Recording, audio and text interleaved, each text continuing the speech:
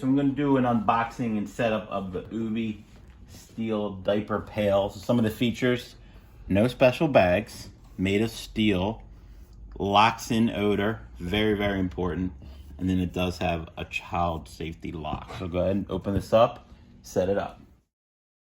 So here we have the Ubbi plastic bags. It does come with 3 rolls.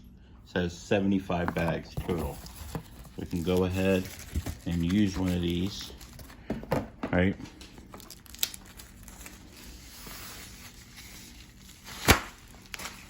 Just like so. So you can lock, and then when you unlock, you push it up, pull this back, diapers in, and then if you want to put the bag in, you pop this up, right?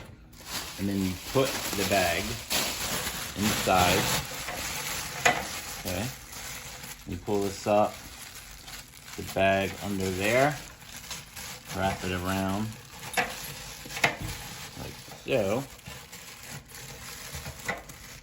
okay?